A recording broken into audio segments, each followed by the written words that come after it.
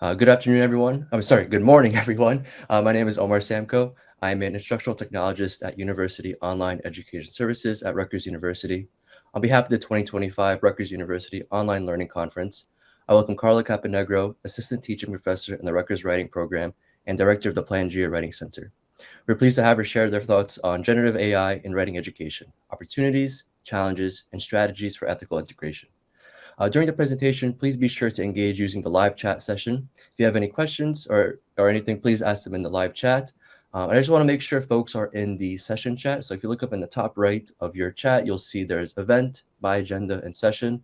Go ahead and click session so you're in the session chat for our presentation here today. Carla, we're excited to have you. Please take it away.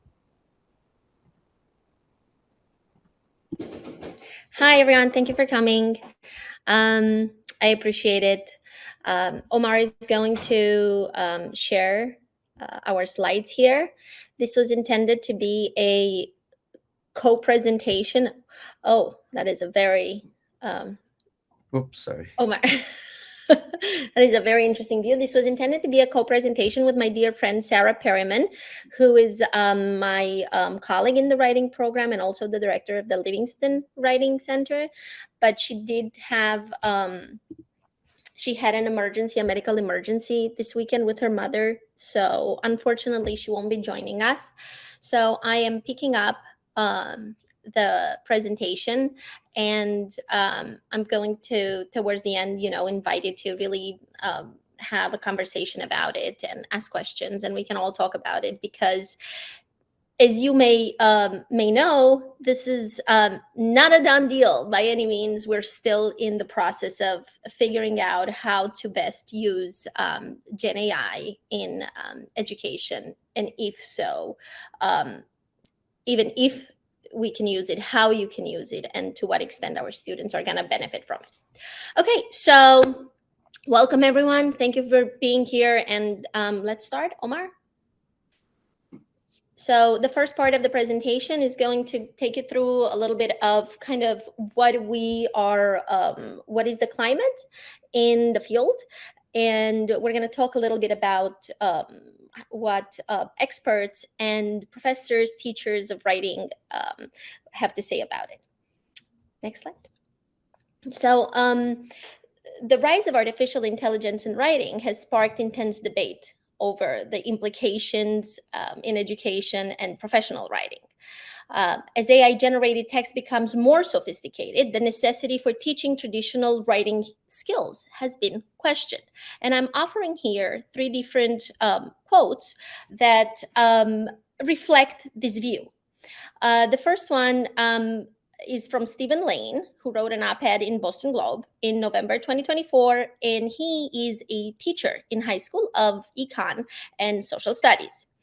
So he says, this perspective suggests that AI tools can handle the mechanics of writing, allowing educators to focus on other skills. So let's go ahead and read this. Thanks to AI, this is the first quote that is included on the slide. Thanks to AI, writing's place in the curriculum today is like that of arithmetic at the dawn of cheap and widely available calculators. Teachers spend a lot of time trying to sort the need to know from the nice to know, and given what AI can do, writing may no longer be a need to know. I'm sure in your circles, if you are teaching writing or you have been sort of like adjacently assigning writing assignments, writing assessment in your courses, you have heard this comparison of the calculator, the advent of calculator, and GenAI for writing. So we can talk a little bit more about that. So this perspective suggests, like I said, that the mechanics of writing could be set aside, and educator could focus on other skills that are indeed need to know, not nice to know. And in the same kind of vein, we have Melissa Nicolas proposing the eliminating of the required first-year writing courses, assuming AI will take care of students' writing challenges. These arguments reflect the growing belief that writing, which was once a fundamental skill, may become secondary to specialized disciplinary knowledge. And I quote, this is another op-ed from Inside Higher Ed by Melissa Nicholas, who has a PhD, an MA and a PhD in rhetoric and composition studies. So she's also part of this conversation. She says, students don't need a required first-year writing course anymore. And yes, AI will take care of students' biggest writing problems, so professors can spend all their time on disciplinary content. This was written in November 2023. The concern over AI impact extends beyond education to professional writing. And you will see this in the third quote by Thomas Germain, highlighting that AI is already reshaping the job market. And this was written in June 2024, and he is referencing the Hollywood writers strike. And I'm going to read that to you. If there is one thing the large language models powered by generative AI can do, it's string together words and paragraphs, putting some writers on the front line. The fear of losing work to AI-powered writing tools was one of the main issues that led to the screenwriter strike in the US last year. So this was also another op-ed published in the BBC in June 2024, and I want to mention that these views are not a complete representation, right? Like these are not a full representation of the ongoing conversations on the topic and discussions among composition experts. The conversations are much more nuanced than this one perspective. However, as AI continues to reshape writing, the challenge will be to balance technological efficiency with human input. So let's see exactly how much overlap is there, between Gen AI and human writing, and rather than seeing AI as an excuse to abandon writing instruction, it may be an opportunity to rethink writing education, what it should look like in a world in which Gen AI is part of the process. So maybe I can signal to Omar now if we have like two very simplistic polls, just to kind of get the polls of your familiarity with AI tools. Thank you, Omar. So if you could just answer this. Have you used generative AI tools such as ChatGPT to assist you in writing?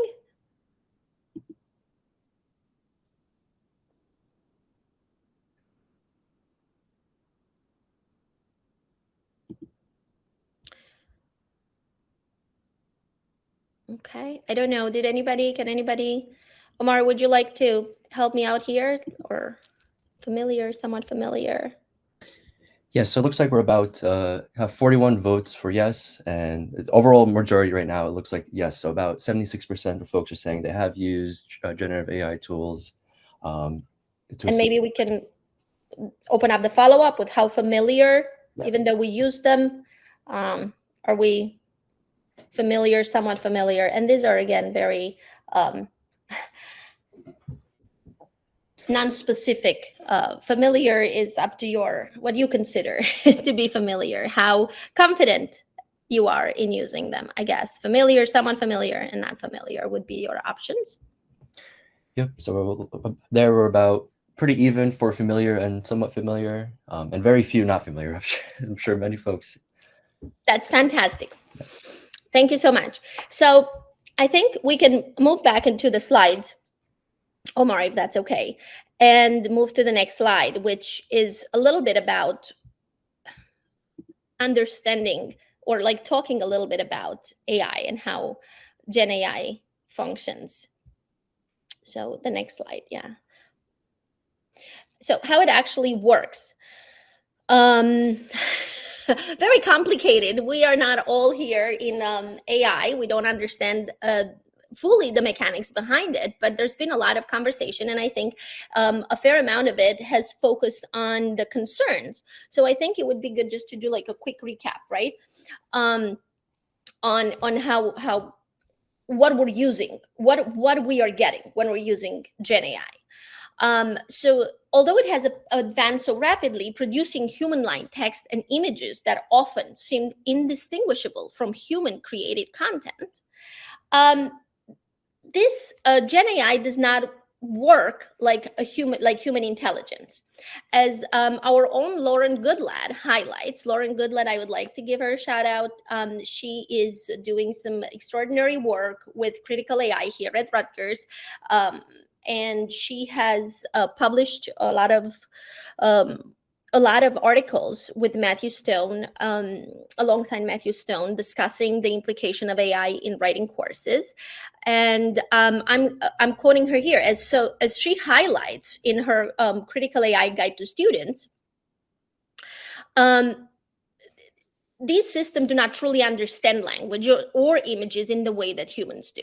Instead, they operate through probabilistic pattern matching, predicting the most statistically likely response, than engaging in genuine comprehension or reasoning. This fundamental difference means that while AI generated content can appear sophisticated, it really lacks deeper meaning. It lacks intent and contextual awareness. A major concern is the accuracy and reliability of AI generated text. Unlike search engines, which retrieve factual information, AI models generate text based on patterns in their training data that can lead to misinformation, fabrication, or outdated content. Without thorough proofreading, fact checking, AI generated writing may propagate errors, and it is a risky tool for academic and professional use without proper oversight and understanding of the mechanism behind it. And I'm just going to touch very briefly on the ethical consideration, since you are all a rather literate crowd in terms of AI. I will not insist upon them, but I think that Amherst College Library, along with many other sources, outlines the risk associated with AI very well. And these include bias, misrepresentation, and marginalization, issues that stem from biased training data, leading to AI to reinforce harmful stereotypes. AI also relies on vast data sets that often extract and repurpose copyright content without proper attribution. There are questions about authorship and intellectual property. And of course, we cannot overlook the labor exploitation of workers who train and moderate AI models, often under poor working conditions. And more popular maybe in the sphere even of social media and our writing circles are the environmental impact of AI. The computational power required to train and run these models consumes substantial energy, contributing to carbon emissions and resource depletion. So these are just a few ethical concerns that are added into, that come with the access to such generative AI tools. So let's move to the next slide. At this point, I decided, so we should look at how much overlap there is, right? So we understand how this Gen AI works and how does writing instruction function. So as I mentioned in the beginning, the conversation on AI and writing is quite nuanced. And I showed you some perspectives in the beginning. And now I want to bring to the forefront some experts in writing who present a different perspective. And I chose primarily Jane Rosenzweig, who is actually the Writing Center director at Harvard University. And during COVID, she put together this writing hacks that I have it referenced here in the slides. This is a blog that she writes, in which she writes consistently about her professional activity, especially issues related to AI. So let's see what she says here.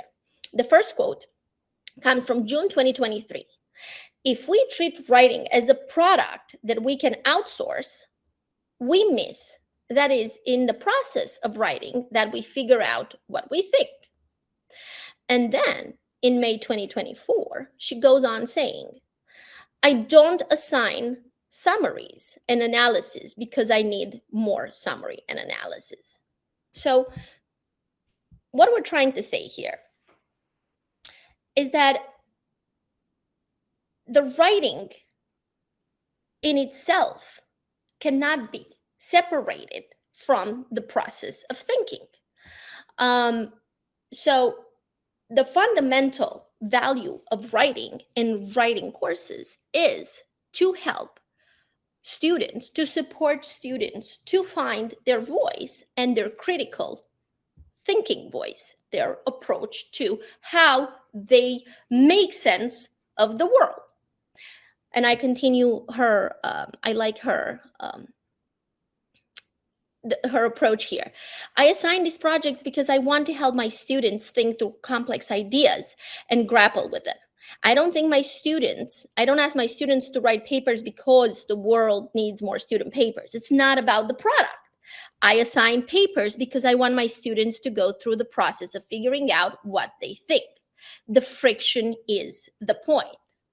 The friction she refers to, the difficulty students face when trying to organize and articulate their thinking, is where the real learning happens. So Rosenzweig suggests that this cognitive challenge where students confront and refine their ideas is central to intellectual growth. If AI can replace this whole system, then students lose the opportunity to develop these essential skills. It will be obviously much easier to have somebody generate a summary, or like to have one of these models generate a summary or analysis. But if the focus is not the product, we're not looking for a summary of an article that us as writing faculty already are familiar with. We're doing this for the students to go through the process. So the third quote here that you see comes from Mandy Olenchik in her article, AI Won't Replace Writing Instruction, and here is why. And it's almost a response to the previous quote we saw on how first-year writing courses should be banished. And this is what Mary writes.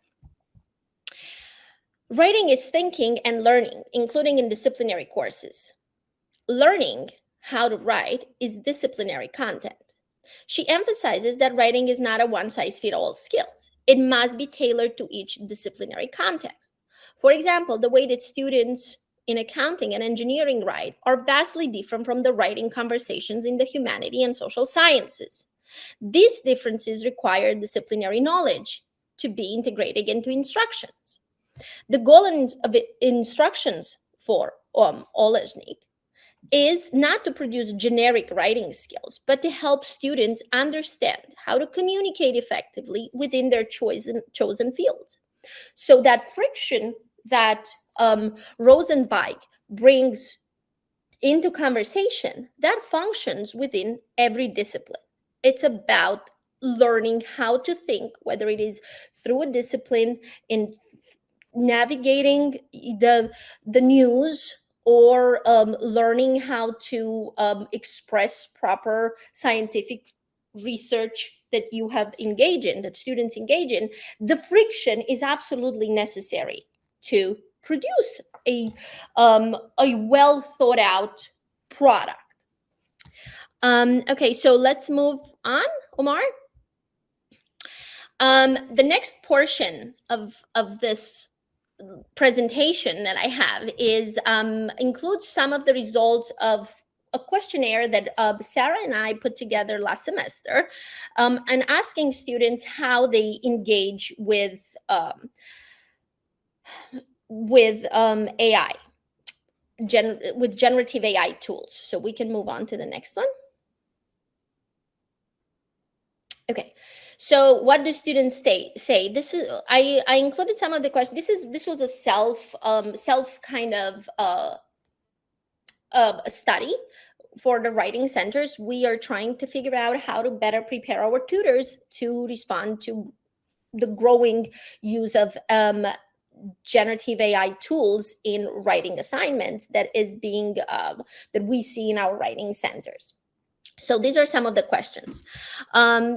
This is question 36. How do you perceive the use of GenAI tools? Choose all that apply. So these are all the students.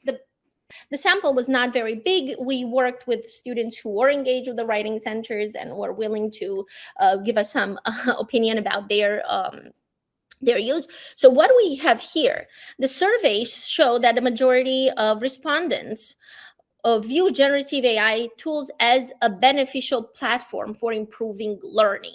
That is about 33%. I mean, not about, that is 33% of students responded that. This was a choose all that applies. So you will see how the answers kind of are spread throughout. There is also, so 33% recognize this as a beneficial platform for improving learning, while also recognizing the time-saving potential, 18%. However, ethical concerns are prevalent, with 10% of the students seeing GenAI as a form of cheating or plagiarism, and 5% feeling the need to hide its use.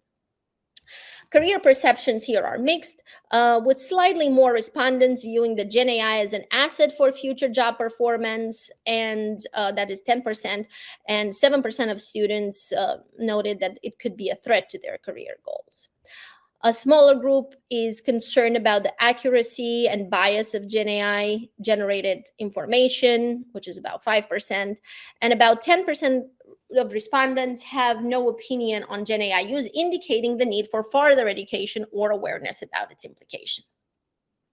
So I guess overall, we could say that this is a positive view of GenAI tools in the context of education. Let's move to the next slide. The next question was about question 37. How frequently do you use GenAI as a resource for your academic assignments? And we have here overwhelming 65% is 65% indicate that they use it sometimes, as with significant minority of 21% that says that they never use it. While smaller group using it more frequently. Generally speaking, students use it for about 70 to 80%. Use it sometimes at least. Let's move it next slide. Yeah. This is a much more this little pie chart is a little more colorful than the other two, and we can see a little more spread out responses. The question is, in what ways do you find GenAI useful? Choose all that apply again, and we see the majority of the first three, I guess, responses that were preferred by students are an 18% of summarizing difficult texts, with another 18% indicating brainstorming ideas and grammar and spelling.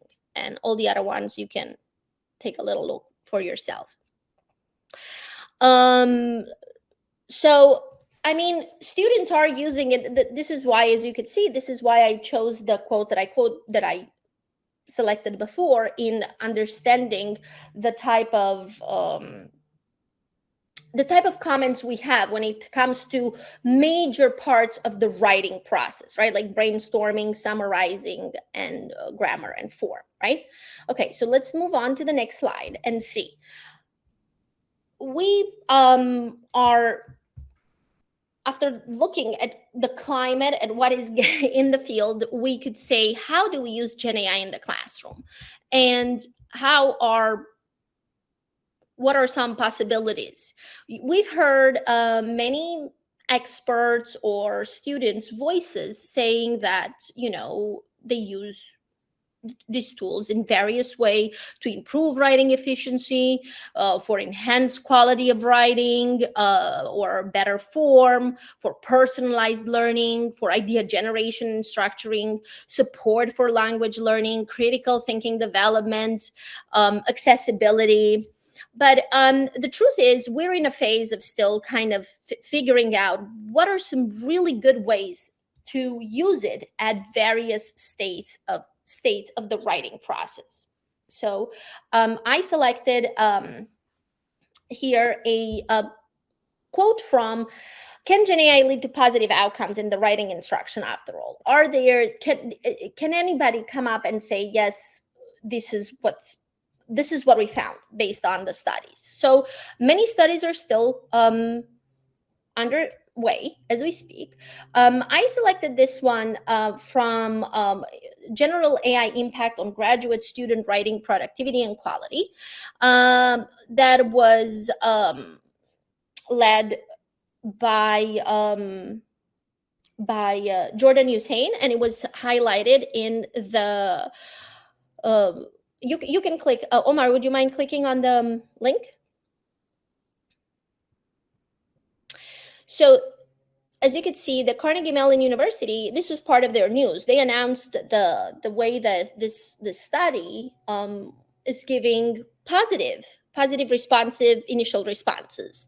And I would just say, a new study on the impact of generative AI on graduate level writing finds that with proper instruction, it can drastically reduce writing time and elevate average grades, demonstrating its transformative potential in academic and professional writing.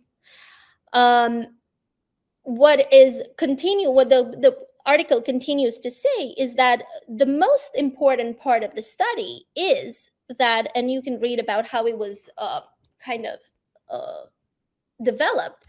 The students were offered AI literacy.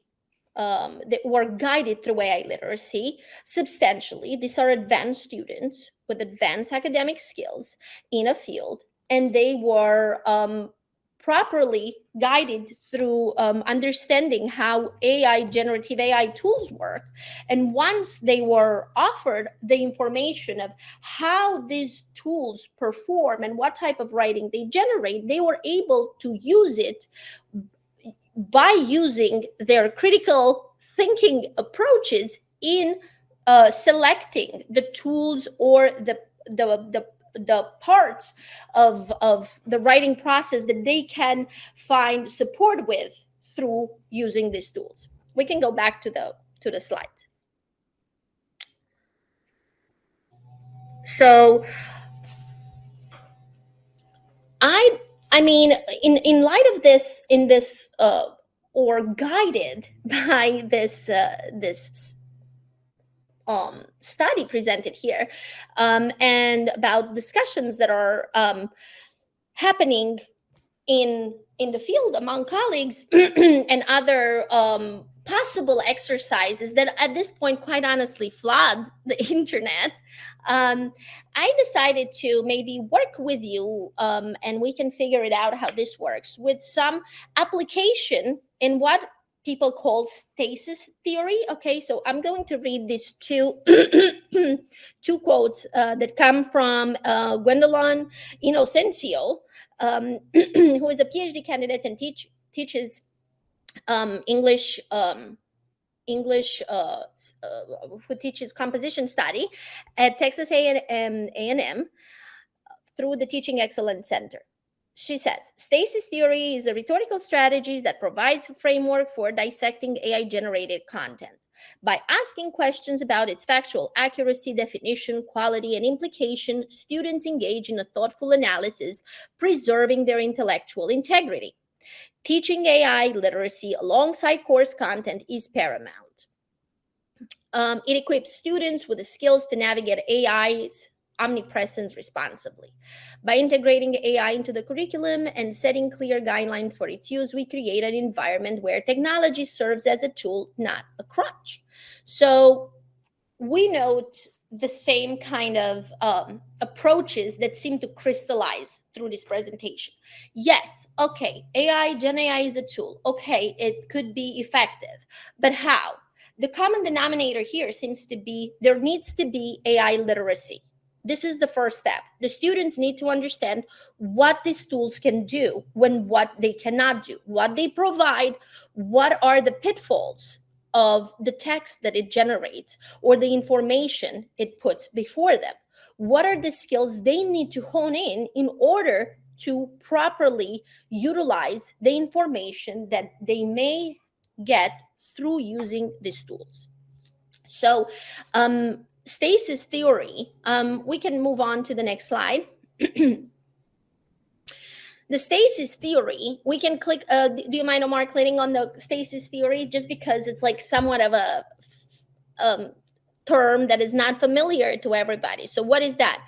This is basically the process, the part of the writing process that requires the students to ask the questions based on this theory. This is a the quote mentioned, this is a question pre-writing process developed in ancient Greece. And it evolved into nowadays in maintaining its accuracy and relevance. And if you look here, the the four basic stasis categories are the facts, the meaning, so the seriousness of the issue, the quality, and the plan for action. If you move down into this, Omar, I just wanted to show you in terms of facts. We will, you're asking yourself what is happening, what are the facts, what do we know about a specific issue. This theory, I feel like I'm moving really fast. You can go move down a little bit, but I want you to bring it down to the way that this theory started. So the way this theory is applied right now is related to the 6 generalistic questions of who, what, where, when, why, how. Okay, so we're all familiar with this series of journalistic questions when dissecting a problem and understanding what are the facts and how it is viewed. So going back to our slides, I'm sorry. What I'm going to try to do with you, I'm going to invite you to maybe process this activity as a possible activity in a classroom. It doesn't have to be a writing classroom. It can be applied to a writing assessment of any kind. But the activity's objective is to strengthen critical skills during the writing process. We can see, as I said before, the generative AI tools, models, most easily kind of help students bypass the critical thinking process. So if we are going to use it in the classroom, we have to find a way that really enhances this step, the critical thinking skills, rather than bypassing it. So this might be a good idea, and we can go through it. So we will use the stasis theory to analyze a controversial issue, generate AI responses for different stasis level, and critically assess AI generated arguments. Let's see what that may look like. So we can all try this on our own and we can have a conversation. So the step one would be to select an arguable topic and formulate a questions for debate, right? So in a recent course that I am teaching, we are writing a argumentative paper on the specific impact of technology on community. And some of the articles that we looked at, among one of the main articles we looked at was The Atlantic, We Are Living in an Antisocial Century. This is a piece that appeared over the summer, so it's quite relevant. And I gave you an example. This could be an arguable topic. Do we live in an antisocial century? Another option for a question that you would like to take on to explore how GenAI works would be, should AI generated content be automatically considered plagiarism? Anything that is, you can select a topic that is within your field that it's arguable, just to kind of test it. Then what we're going to do is we're going to break the argument into 4 stages. Let's click on that, Omar. Okay, again, we're going down here, and I'm going to ask you to, yes, the fact. So we're going to break the argument into 4 different categories, and you're going to formulate 2 or 3 questions in each category. For example, the category of facts, you would like, if you are to choose, are we living in an antisocial century? You would like to ask, why would I claim that? What are the facts that lead to this argument to be a valid argument, right? Everybody is using their phones too much, so they don't hang out together. We find maybe also the facts that you have gathered from your experience or from the writing, from the research process that you have been exposed to prior to this exercise.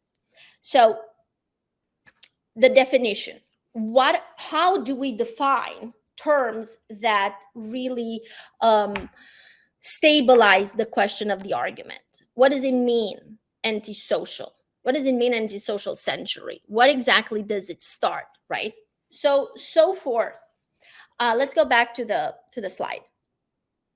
So what I'm trying to do with this example activity is to get you through an exercise that students may use in class in the same way that students would go in class, at a part of the writing process that is not in the beginning. This is not a brainstorming activity. This is not a drafting activity. This is not a form activity. This is rather a part of the process in which the students have their own perspective that they bring to the table. And now they are having to use their perspective in order to question and critically assess the facts or assumptions that a tool like ChatGPT might bring to them through this question when they answer these questions. So for the purpose of this activity, if you'd like to engage, you can ask a few questions in each category of the stasis, and then we can basically see what ChatGPT spits back and deliberate. How can you assess the factual information? Are these things that you'd consider? Are these things that you didn't consider? Do you see any relevance? Do you see clarity in the way the terms are defined? Does it address counter arguments? These are examples of questions that the students will ask once the answer to these questions are being generated. In our make-believe activity, so this activity would be follow-up. First, will be individually engaging with the paper they're writing, then generating the questions, and then receive the answers. They will then assess the quality, and small group the discussions and presentations would be where everybody all the students in class and small group discuss the finding in this exercise. And the step 6 would be a reflection on how AI provided information. Are these coherent argument? Why? Discussing the depth and nuance and bias of the answers provided. So with exercises like this, that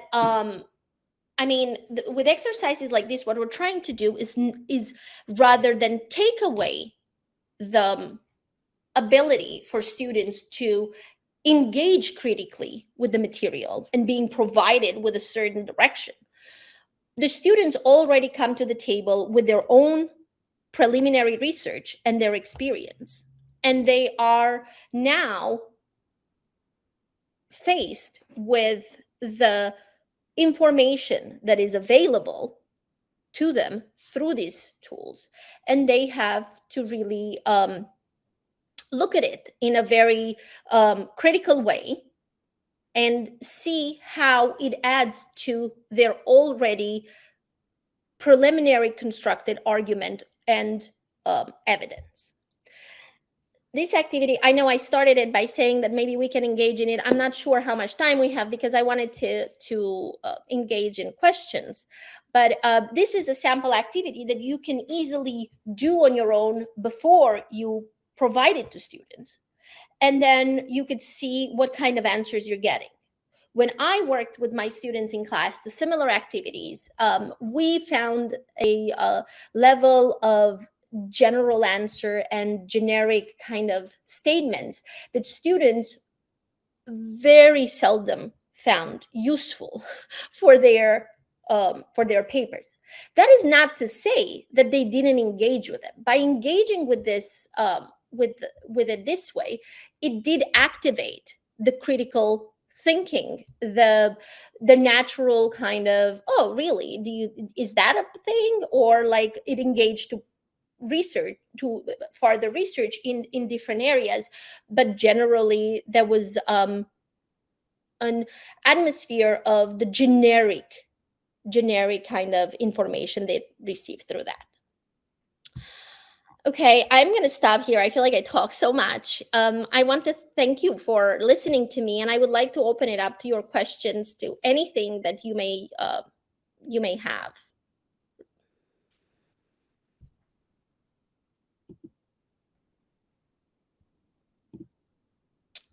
Hi, Carla. We have about 9 minutes left in today's session. Folks, if you have any questions, please ask them in the chat or in the Q&A. Probably chat is easier for everybody. But we did have some great engagement as the session was going through. For example, and when we first shared that poll, Jen was talking about kind of the key phrasing we had in the poll was assistant writing. Something, Carla, you talked about how we can kind of, AI can be used, to generate things or to be able to assist folks. Like you mentioned the quote about the calculator, kind of being an assistive tool in mathematics and such. Yeah, so I would like to also note, I mean, this is a presentation that, tried to do a lot of things. And I wanted to really familiarize everybody with the kind of climate that we have right now in writing studies, in composition studies, what we are trying to figure out. It is, of course, you're going to find people saying, like we must absolutely implement AI, and people who are feeling, more reticent to applying this. And everybody's kind of trying out different, I guess people who are willing and curious, we're all trying out to figure out what might be the best ways to engage students at specifically as specific as possible into using these tools in the writing process for a specific objective. I think it would be incredibly early to say that yes, AI could provide this type of assistance right now. We're still investigating, and what may work in one class at a specific um, um, stage of the writing process may not translate into a successful activity for another class, depending on the objective. So assisted the only thing that everybody agrees upon right now is that there is a need for AI literacy in the classrooms, in all classrooms, but writing classrooms more so. There is a need for students to truly understand what these tools can do before they can engage with them, or before testing what they can do. I forgot it. Did I answer your questions? I'm sorry. I Yes. feel like I didn't. Yeah, definitely. We are getting a few questions in the chat right now. Good. So I'm seeing a question from Rosalind. They say, it's hard to imagine students being able to think critically and analytically without understanding how to express these ideas in writing. As a writing tutor, I often engage students in a conversation before they write. The writing struggle I have found is in their inability to express thoughtful ideas verbally. How would they then evaluate an AI-generated response? I'm sorry. So what is the I'm trying to find it in the chat myself. It is, oh, okay, I see. I often engage students in conversation before they write. The writing struggle I have found is their inability to express thoughtful ideas verbally. How would they evaluate? Yes. So that is what I. So the type of exercises that I the example of the exercise I gave here at the end should not come in the beginning of the writing process or in the beginning of a class, especially like a first writing class.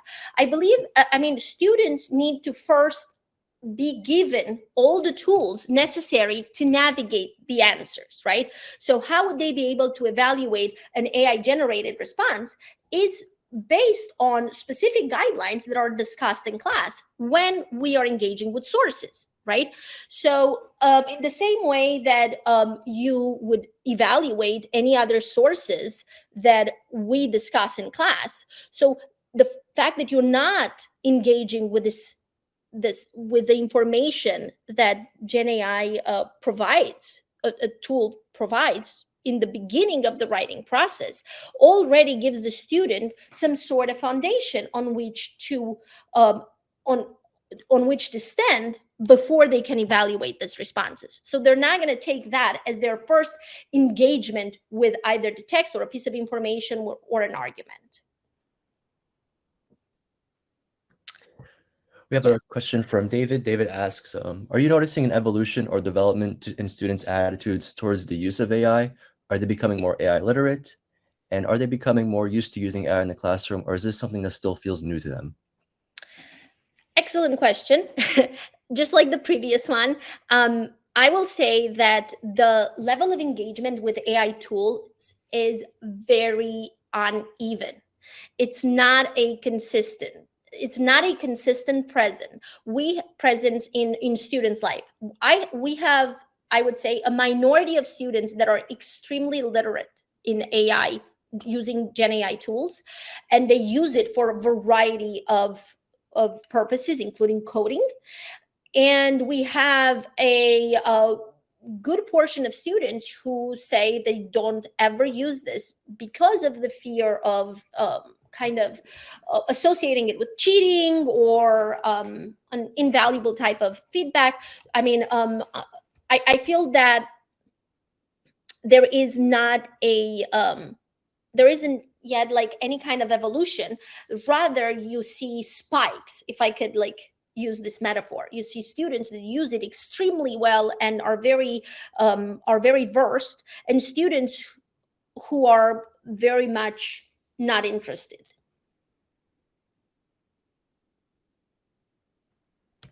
Virginia is asking for a little clarification on the stasis exercise. They ask if you're using a particular AI tool or model when doing the exercise with students. Yes, another very good question. So Rutgers University is announced that Copilot, Microsoft Copilot, is the AI Gen AI tools of preference at Rutgers. So I gave my students in the exercises we do in the classroom, after providing literacy in good amount, and after we are very much into the writing process. I don't really use Gen AI for brainstorming. I find that still a little iffy. I feel like it's a little too much.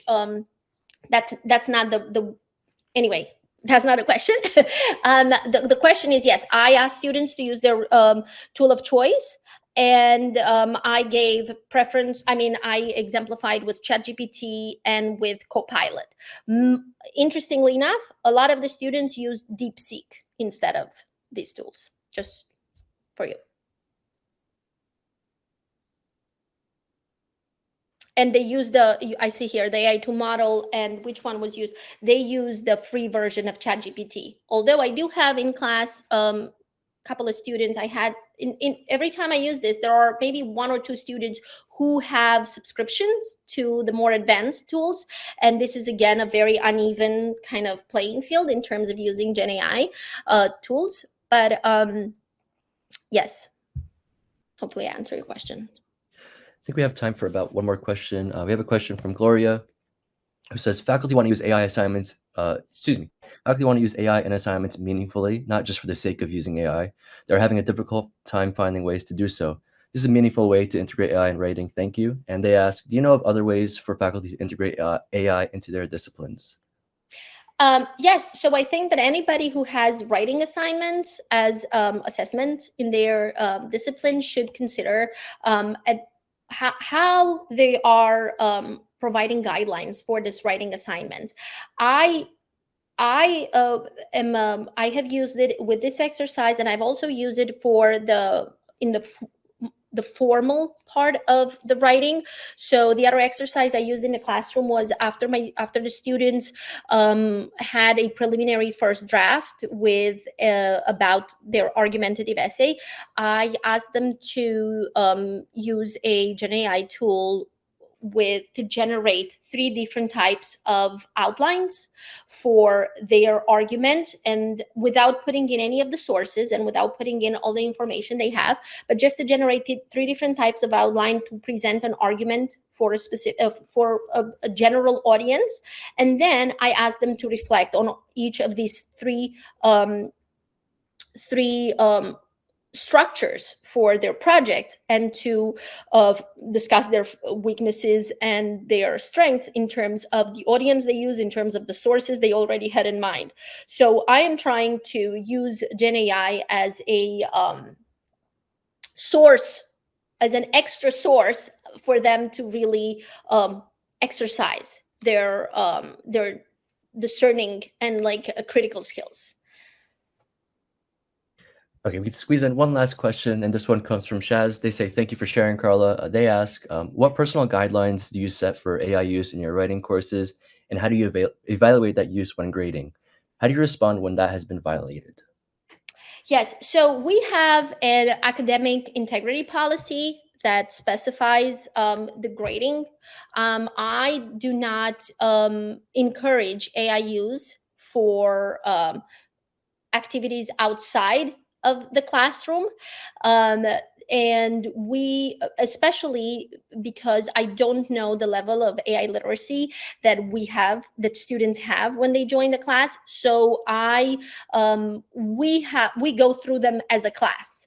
So we start with a more traditional approach to writing in the very beginning of the class, and we slowly introduce a generative AI concepts, and how they work in the writing process, and then we use them together as a class, and I formulate exercises and activity in which students explore the possibilities of these tools in the classroom, but under very guided specific guidelines. Yeah, that's it. We're not at the point in the classroom where we are using GenAI as a co-author, if that is the direction you're asking. Okay. Thank you so much, Carla. Thank you for presenting here with us today. And thank you for everybody who joined us in the chat. I was keeping up and with the discussion. There was a lot of great talk there. And yeah, thank you all for joining. There's going to be a little 10-minute break, and session B will start at 10 a.m. Carla, thank you again for joining us here today. It was really interesting. I know for myself, everyone's always thinking about AI. But for myself, I kind of wary of it, and this was definitely helped me be a little more open to how to utilize it better in classrooms and such. But yes, thank you again, everybody, for joining. And Carla, thank you. Thank you very much. I appreciate it. Thank you all for joining. Thank you.